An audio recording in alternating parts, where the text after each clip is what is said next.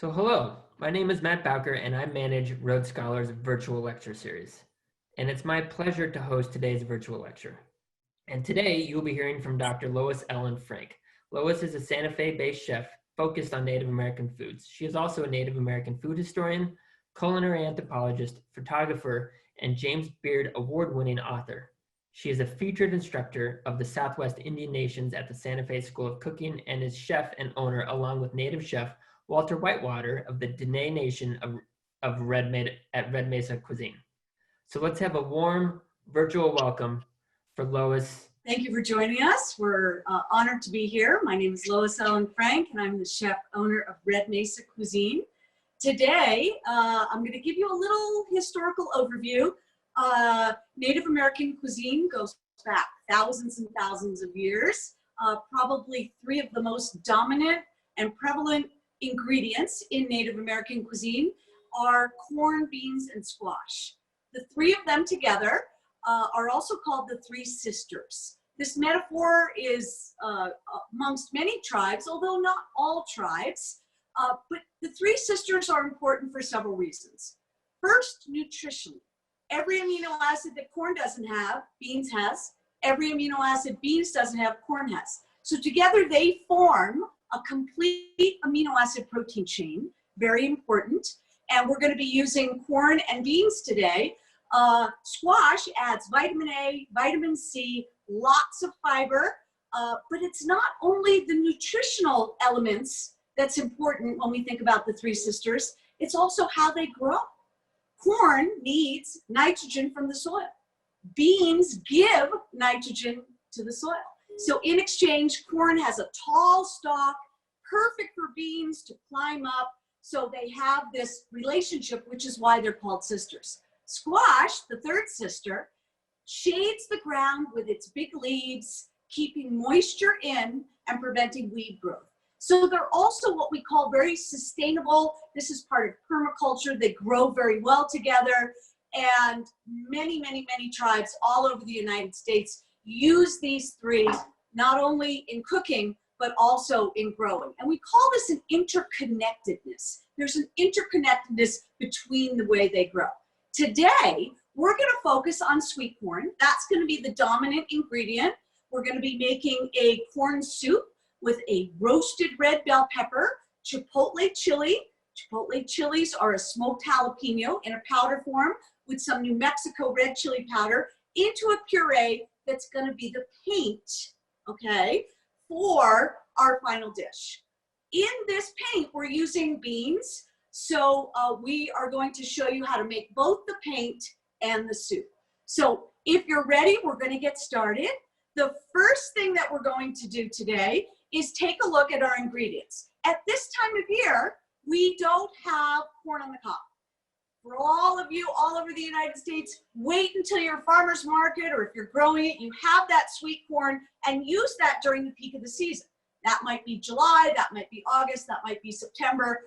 September, we start to wean off from that. So at off times of the year, I have found that this organic super sweet corn that I buy at Trader Joe's is a perfect way to make this soup when you don't have fresh corn on the cob available. We're going to be using a diced onion, and then we're going to be using some blackened garlic. So the first thing I'm going to do is I'm going to show you how to blacken the garlic. Anytime we as chefs blacken something, it adds flavor. So what we're going to do is I have a pan here in the background. This is a small cast iron pan. It's been heating, and I am going to take my garlic and I am going to blacken that garlic so that it has flavor. So what we're going to do, you can see my pan is hot. It's a dry pan, although the pan has been seasoned. And because it's seasoned and hot, what's happening here is the garlic is starting to blacken. So you just want to let that garlic blacken. Again, cooking is all about flavor, right? Chefs, we love flavor. So what we're doing is just blackening that garlic to make sure that we're adding flavor. While this is blackening, I'm going to take some of the blackened garlic and just show you. We have this chopped here. So we take actually the whole cloves and dice it the same way you would dice fresh garlic, which you could use, but I do recommend that you use the blackened garlic. So let's take a look. Our garlic is getting some really nice blackened pieces on this, and you can actually see, and the smell is amazing because we're getting that smell, that softening that garlic flavor, and so very easy to do and something you want to do before you start actually cooking the soup. The next thing that we're going to do is we're going to saute the onion. That's step one. So I'm going to take a little bit of oil and put it in my pan and saute the onion. The onion should cook for about 3 to 5 minutes. We call this making the onion translucent. So you will know that this is happening because the onion will actually start to turn translucent. Once the onion has started to turn translucent and it's sauteing in the pan, that's when you're going to add your roasted garlic. So you want to take your chopped garlic, put it over in the pan,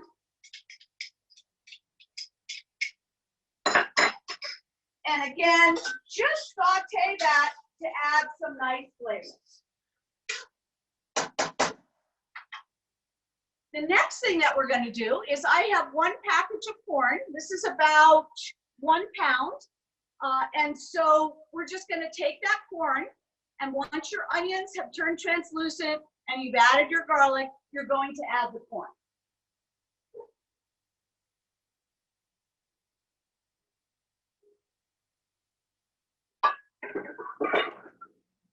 And we're going to give it a stir. Let that saute so that all the flavors come together and meld together. We're going to be using water today, but you could use stock. You could use, if you're a meat eater, you could use a meat stock. You could use a vegetable stock. Walter and I certainly make all of our own stocks here at Red Mesa. But for today, we're just going to use water. And water's going to let that corn flavor come through. You're going to be able to get the essence of the corn, which is important. Now, if you're using fresh corn, what I like to do is actually take the whole corn cobs and put that in my pan. So I cut the corn from the cobs, then I take the corn, put it in, and I add the corn cobs. Why? Well, because those corn cobs have delicious flavor. And that flavor is important in the soup. So Walter's going to come over and show you what this looks like. We have our corn, we have our onions. Everything is sauteing together. And then once all of those flavors have become immersed, I'm going to add the stock or the water. We're going to let this simmer and cook over here on this other burner, and I'm going to actually make the next part of this dish, and the next part of this dish is the paint. So I'm using a little grill. We call this a Santa Fe grill, and I am going to take my red bell pepper, and we're going to grill that pepper. So here's my red bell pepper, and we're going to blacken the outside of that red bell pepper. This is going to take several minutes, and you want to blacken that bell pepper all the way around. It's called blistering, and a good way to think about this is that we're using an open flame, and we're going to let this bell pepper start to blacken and all the way around, evenly as possible, using the open flame method. I like to use tongs so that I don't burn anywhere on my hand. So don't you love cooking classes? Because magically we have a bell pepper that's been roasted. Once it's roasted, we're going to put it in a pan, cover it with plastic wrap, and it is going to cool down, okay?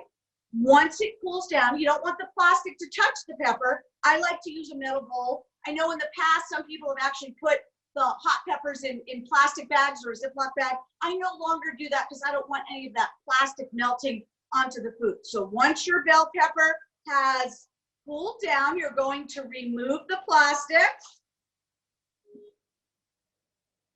And we're going to peel that skin off the black skin off of the bell pepper. I like to use gloves for this, although chilies do have medicinal qualities, and you could let some of that oil get on your hands, but for today we're gonna just take this. You can see my bell pepper has blackened all the way around.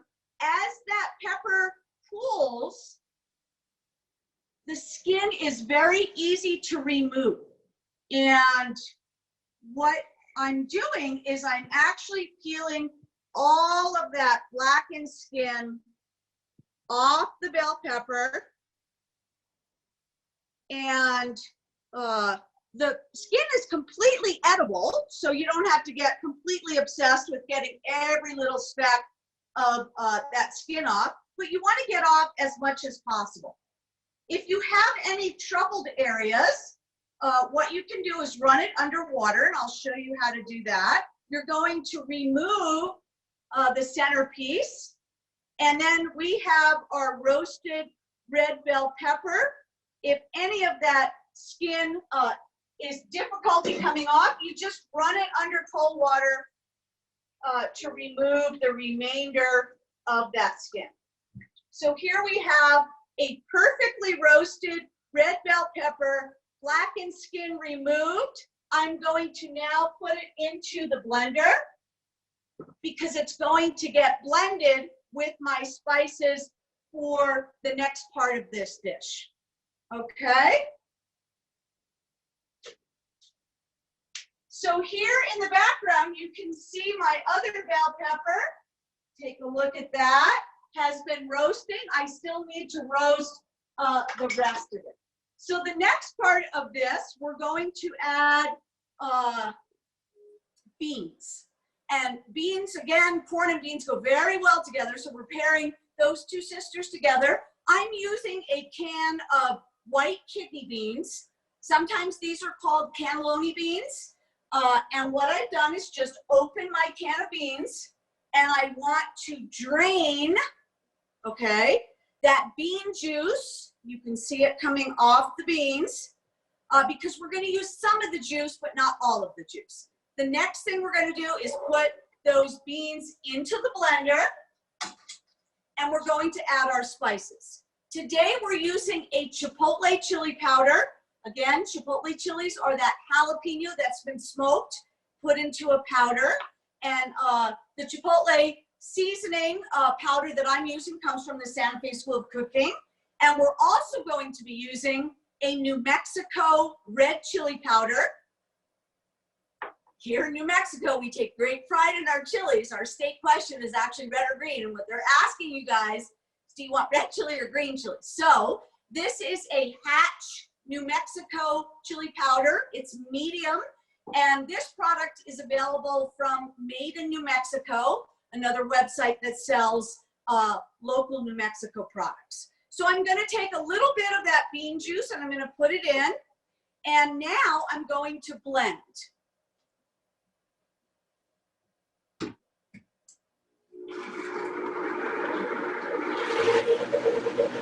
As it blends, I'm going to be adding a little bit more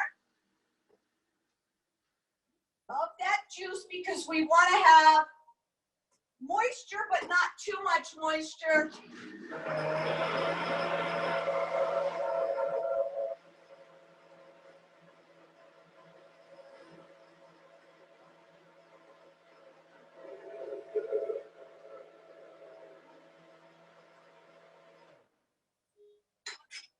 So the next thing that I'm going to add to my sauce, I have my chili powders. I'm going to add a little bit of salt. You can use a sea salt or a kosher salt. And then I'm going to squeeze a little bit of lime. And here's a chef's secret, you guys, for limes. Limes come in, sometimes they're hard to squeeze. So if you just take your hand and rub that lime, you soften all the juices, making it soft and easy to squeeze. Okay, and I'm going to be using a lime squeezer and squeezing that into my mixture. Okay, so last but not least, I'm going to blend one more time.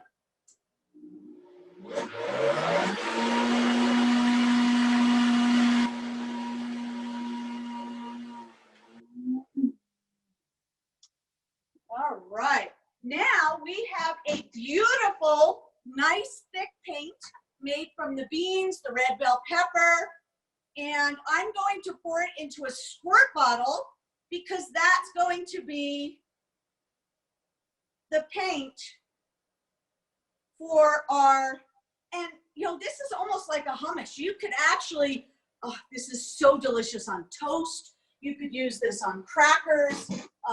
Again, very delicious and very nutritious. So we have our bean paint.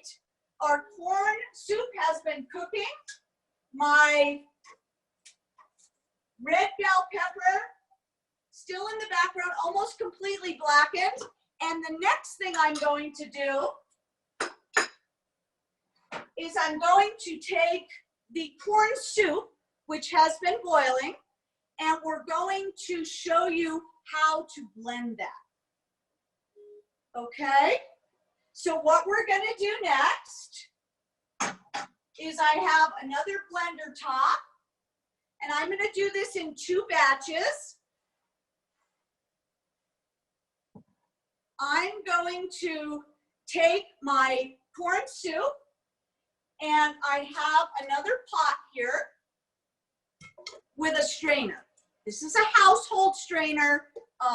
You want to do a fine mesh because that's going to strain out. We want this soup to be very creamy and very silky, okay? And we're not using any dairy. So technically this soup today is actually plant-based. So we're going to take a little of that water from the corn. We're going to take several spoonfuls of our corn and onion. And we are going to blend, okay?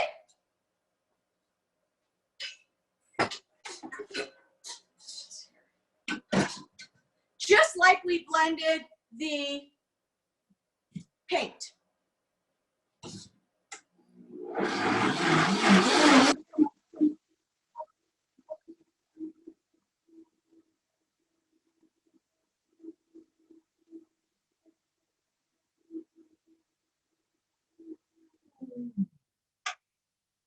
Once the soup has blended, and this is anywhere from 1 to a couple of minutes, I'm going to strain it through the strainer. We call this passing through a sieve in sort of chef talk. And then I'm going to blend the second part of this because we'll do a second straining. You want to get all that good stuff from your pan into the blender. And then this is going to blend while I strain the first part of the soup.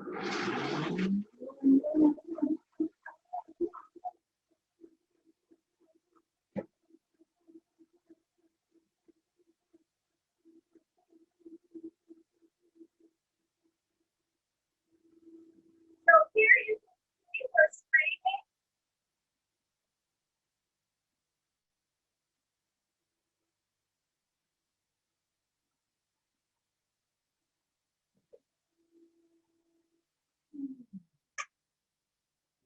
And then we're going to do batch number 2.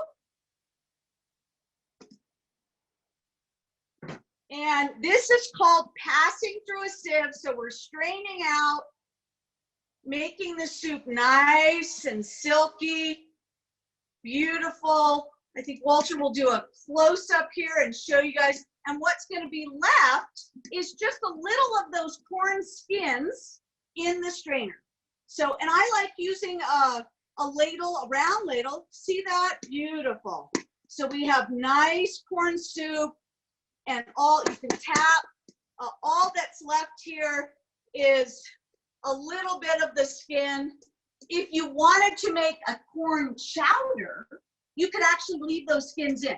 We're doing a very silky soup today, so that's why we're removing these skins. So you will lose a little bit of fiber, but when you taste this, the silkiness of the soup just makes such a big difference. And again, that texture, that beautiful. So that's all that's left. Just a little of those skins. Okay, oh, the smell, just that delicious corn flavor. So I'm gonna rinse my ladle off. And then the next thing we're gonna do is we're gonna show you guys how to plate this. Walter and I actually love beautiful food. So beautiful food, very important to us because I think we eat with our eyes as much as we eat with our sense of taste. So I have a wide mouthful. I'm just using a little garnish. You could use herbs. Sometimes we have local growers. We have little corn sprouts, or you could use any kind of pretty sprout. So I'm going to take my nice hot soup. If you weren't ready to serve it right away, you could put this on the burner in the background on low till you're ready to go. So we're going to take our corn soup, that texture, silkiness, absolutely amazing. And I usually serve anywhere from 5 to 8 ounces of soup. So you can decide what serving size you would like. And the next thing we're going to do, oh, it's just so pretty and the smell so beautiful, is we're going to take our paint in the squirt bottle. We have our tip cut, and I'm going to garnish. So you want to hold your squirt bottle very carefully.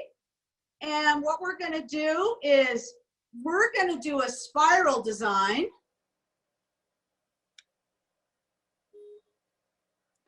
Because the spiral here in the Southwest represents the indigenous knowledge starting at the beginning of time and spiraling outward.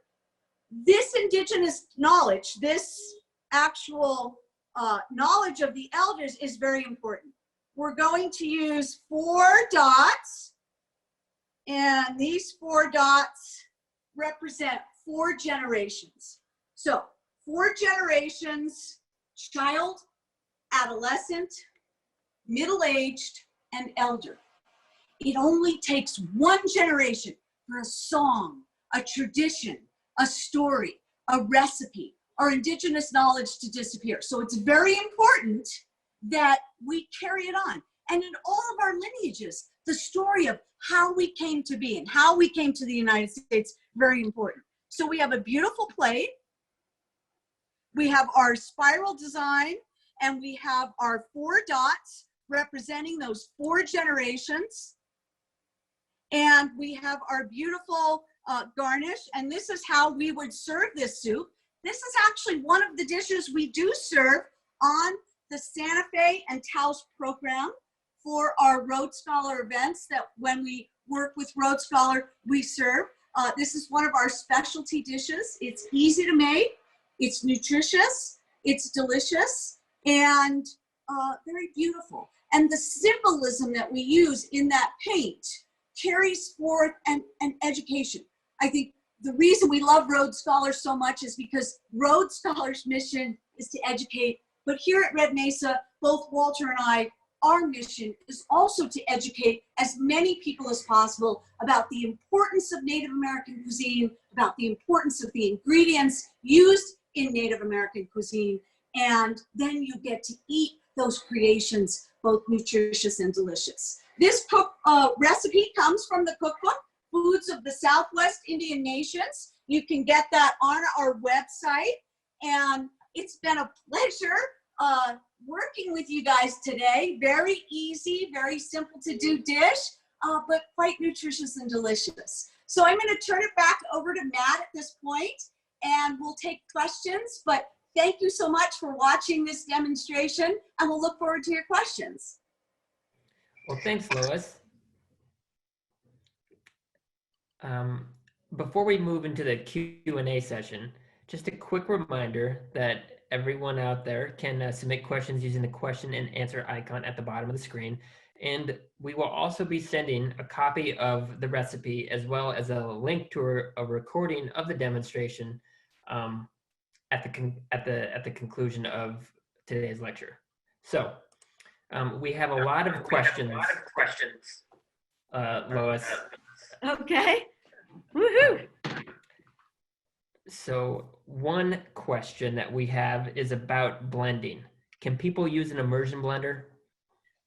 We get asked that a lot. You can try the immersion blender, and I know there's lots of those little things you can buy on different cooking stores, etc. But they really don't, unless it's a commercial immersion blender that you would use in a restaurant, it doesn't completely blend everything. So I do recommend a blender if you have one. I was using a Vitamix today. That's my most favorite blender on the planet. But any blender will work. Some blenders that aren't as strong as a Vitamix, you might have to blend several times. Okay, so the Vitamix completely pulverizes everything. And an immersion blender, you can try it, just will not get everything completely blended, and you'll lose some of that corn flavor that's in the soup. Good question.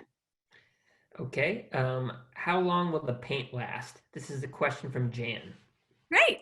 So the paint has nothing in it that will go bad. We can refrigerate it for several days. Walter and I are a little spoiled because we make this all the time. I now put it on my toast in the morning instead of butter. I use it with crackers. We can fill a little bowl, and instead of salsa, we can make that a crudité and dip vegetables or chips into it. So we use it in a lot of applications, but it will last several days. Me personally, I don't like to keep anything longer than, let's say, 3 days. I know some of you out there may, but as a chef, I really like things fresh. So we'll use up that squirt bottle within 3 days and then move on and make it again if we need to. A few more questions about the specific ingredients. Do you remove the bell pepper seeds? Yes, you remove the top and the seeds and the blackened skin, and then the whole thing goes into the blender. Now, if some of you don't want to roast your red bell pepper, you can buy roasted red bell peppers. I believe they're called pimento in a jar. Usually they're in oil. So you would just rinse that off and put that in your jar. We roast the red bell peppers because we can, and we like very fresh, but that would be another option. So roasting that red bell pepper, taking the black skin off, removing the hat and the seeds, putting the whole thing in the blender. And likewise, for people that don't have a gas stove, can you blacken a pepper on an electric stove? Oh, that's another good question, you guys. So the element of an electric stove will let you blister, but what we recommend, and we use this all the time, is we buy a little tiny camp burner. It's sold at Big Five or Amazon, some camping stores. It uses a cartridge of butane, which Sam's Club sells, and sometimes, Sam, I don't know about Costco, they will sell these little burners. And for those of you in a high rise or in a city, butane is safe inside. We use it for cooking classes all the time. We use that with the grill indoors if we don't have access to gas. So you could go online or look at your Sam's Club or Costco and see about getting one of those. And the actual little grill that I used, the Santa Fe School of Cooking sells those, and I use them for everything. We grill onions. You can grill pineapple. You can grill chilies. So the application for those grills, and I've got about a dozen of them because we do so many classes and so many events, we use them all the time. And it's called the Santa Fe Grill, and it's at santafeschoolofcooking.com. Great. Marilyn would like to know, what type of oil are you using? Excellent question. So I like to use an organic sunflower oil just because sunflowers are Native American and we try and keep everything in that Native American realm. But you could use a light olive oil would be good. You could use a safflower oil. You want to be careful with like a peanut or a heavy nut oil because that's going to add flavor. If I were going to use another seed, I might do a pumpkin seed oil, which would, those flavors would blend very well. But my preference is sunflower, and I do use an organic sunflower oil. Good question. And so this question is not, about the history of the ingredients. And Okay. and remember, we also have a lecture online talking a lot of this stuff from your first lecture, but can you address garlic? Before the Europeans came, was there garlic here? And this is a question from Carol. Okay, this is a great question. So the answer is yes. Native people did have wild carrots, wild celery, wild garlic, wild onions. Now, anytime something is wild, it's not cultivated, so it's much smaller. So our garlic was a little bit smaller. I have wild onions coming up now in many parts of the United States. Native people are harvesting the wild onions, both the root and the green part. So we did, but it really was Europeans that began to cultivate these crops, and so they became much larger. So the large onions that we see in the large garlic is more representative of European than it is native, but we do have those foods and have always had those foods in Native American culture. Good question.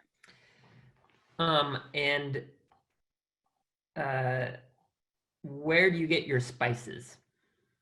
Okay, so the Chipotle chili seasoning I get at the Santa Fe School of Cooking, and that's what it's called, Chipotle chili seasoning, and that's what I used one. The other, I use Hatch, and Hatch is an area in New Mexico. We're famous for this area of growing great chilies with great flavor. So I do a Hatch New Mexico red chili powder, and that product I get from Made in New Mexico. It's madeinnewmexico.com, and that's a website that sells all New Mexico products from very small vendors. We support these mom and pop organizations, and I'm a big advocate of doing that. So I buy that from Made in New Mexico. And Lois, I'm from Colorado, and can you confirm that your green chilies are inferior to our green chilies? Oh boy, he opened up a can of worms there. So I'm sorry. Yes, being from New Mexico, we do take pride. I don't know if the rest of you guys know out there, but Colorado and New Mexico did have sort of chili wars in the last couple of years. Our governors got involved. So this is my hypothesis. Matt might differ because he lives in Colorado. Colorado is a close second to New Mexico chili. The reason New Mexico passed legislation protecting our chilies is because Colorado crept up and was our competition. They do have good chilies. But New Mexico chili, we actually have a law that if you state you're buying New Mexico red chili powder or New Mexico green chili, it must in fact really be from New Mexico. Any chili grown outside of New Mexico, including Colorado, Arizona, Texas, California, Mexico, can only be in Anaheim. So you'll notice on the chilies from Colorado, they can say Pueblo, which is a famous area in Colorado, Pueblo red chili, or Colorado red chili, or just Anaheim red chili, or just red chili pods. They are not from New Mexico. So we take great pride. We protected our crop.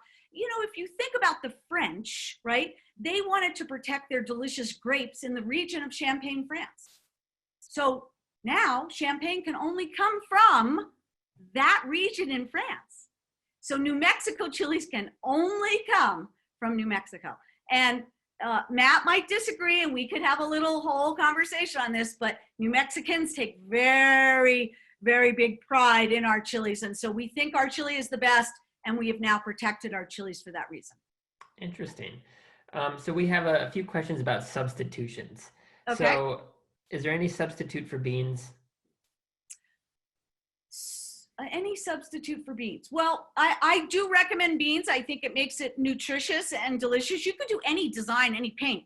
But if you didn't want to, you could use sour cream and make your paint with sour cream. Sour cream is going to get a little thinner, so you want to just watch the thinness of that. But we have made it before with sour cream. I prefer beans, but yes, that would be an option. You can even try yogurt, plain yogurt. Yeah. And peppers, is there any substitute for peppers if they are something that you just don't like and you don't like, usually don't eat them? Ooh, that's a tough one. So no, there's no substitute for peppers. You could experiment a little bit. I think from a flavor profile as a chef, maybe reconstituted sun-dried tomatoes might taste good with the chili. I haven't done it, so I can't tell you exactly how to do it. I would have to test it. But I think sun-dried tomatoes, that flavor, so tomato and corn would go well together. I'm trying to think what else. You'd have to come up with a different paint, a different flavor profile, but you could experiment, and cooking is all about having fun, guys. If you don't like red bell peppers, they are nutritious, they are delicious.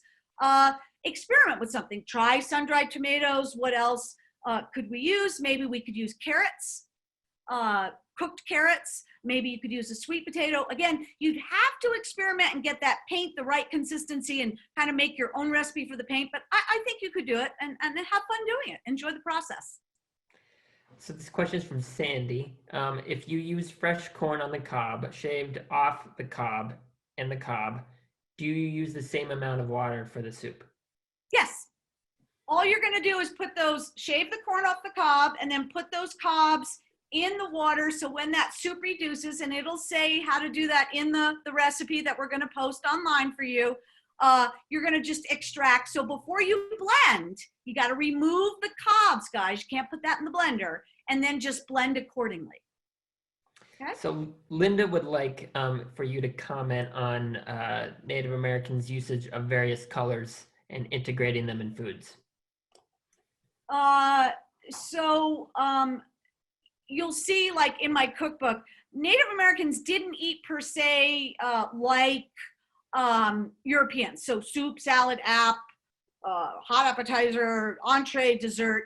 We ate more when something was ready. So during the summer, when we had fresh corn, which we really have only eaten once a year, most of it would get steamed in an underground pit and then dried for use. Maybe some of it would get treated. Treated corn goes through a nixtamalization process, removing those skins. That would become masa for tortillas or tamales or hominy or pozole, some of you may know. But we have a term that we use at Red Mesa called eat the rainbow. And Native people have always used a lot of color. And now we know this definitively, and we know this medically. If you eat the rainbow, you're going to be healthy. And think about, where does color come from? Plants. So you want to eat reds and yellows and purples and greens and oranges, all the colors of the rainbow. The more that color, the healthier the diet. So as much color as possible. And again, that metaphor, food is our medicine, has always been a metaphor in Native American cuisine. It still is. We use that a lot.